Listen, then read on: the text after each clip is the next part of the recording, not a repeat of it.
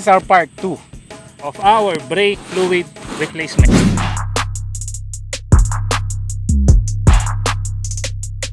Yes. Ang process na to ay ito yung merong bleeding. Okay. In-apply namin to dun sa mga preno na spongy. Ibig sabihin, no pressure. Oo, yung kapag prenes mo yung brake lever, sumasagad hanggang throttle. Wala. Pag preno mo, wala. Wala. Okay, let's watch the video. Watch the video. On our part 3, we will do the zoomer. For now, let's do the CBR. Front brake of the CBR 150. To protect paint from any excess fluid na ilalagay natin, let's put cloth para magkaroon lang ng barrier just in case na merong tumapon habang naglalagay tayo ng fluid. Remove the bleeder cap para ma-install natin yung wrench. Wrench first, then hose. Huwag kalimutan yung drain container natin. Huwag tayo magkalat ng used brake fluid. It's not nice for Mother Nature. At pag uminom ng beer, ang tama lang.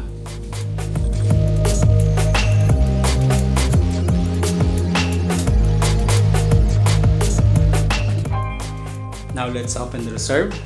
Merong dalawang screws. This is the most common in the assay. Merong short, merong mahaba. Pero parehas lang sila pagtanggal mo. You can also clean the screws. Medyo pinapalawang kasi yun. So, pwede mong linisin. Turbo siguro. Now let's remove the cap. Remove din natin yung inner cap. Make sure na malinis din yan pag binalik natin. Now let's remove the diaphragm.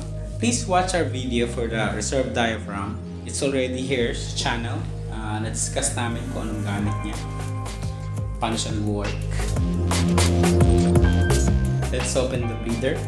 Before doing this, make sure na mataas ang level ng fluid sa reserve. Kasi baka you will not notice na pumapasok na yung air. Close it. Now let's do the lever. Common is 5 press ng lever, then hold. There.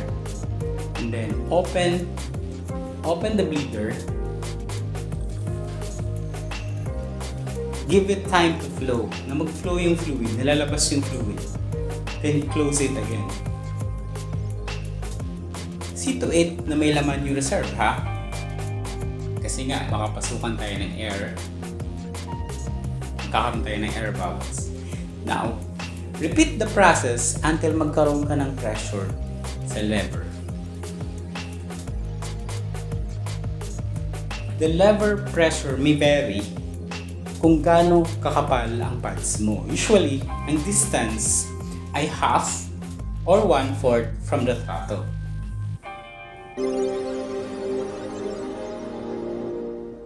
Yeah, mataas yung level natin ng fluid. Let's see kung meron na tayong pressure. See? Meron na tayong pressure. You can repeat the process hanggang makuha mo na yung tamang pressure. Again, it's half or 1/4 from the throttle.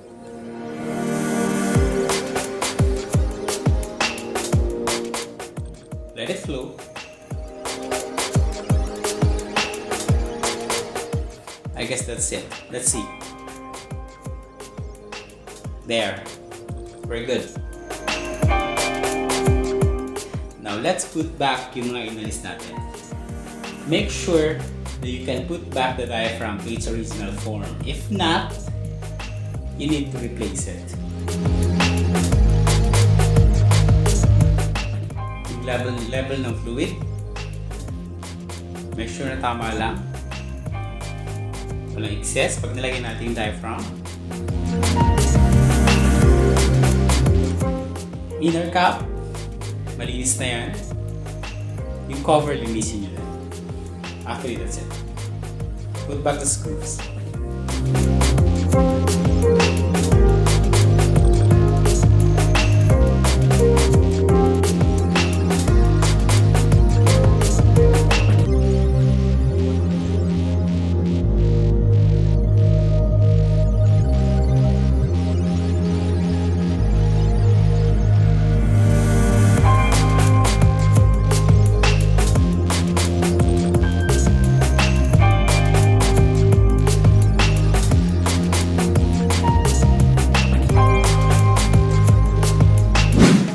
andito pa rin kami sa shotgun. Sabi, ito ba yung pinakamataas? Hindi. Hindi. Kasi Parang nandun feeling pa. ko, ayun, may mataas pa nga rin eh. Kaso di na namin akyatin masyado ng mataas. Medyo mataas na. So, reminder lang po sa mga nagpupunta dito. Please Nagdadala sila ng mga pagkain, inumin. pero iniiwan nila. Please lang, Diba? make sure na iuwi nyo din yung mga kalat nyo. Kasi ang ganda-ganda ng place. Sayang naman ko Sayang dudumihan naman. natin. Lumipat pa tayo dito. Kasi ang dumi dun sa baba. Yan. So, back to our topic. Okay, so Spongy lever. Paano nangyayari yun? Due to medyo deteriorated na yung fluid. Yes, medyo Kasi matagal na. o kaya meron talagang bubbles. May air Kasi bubbles sa loob. nag-absorb yun ng moisture.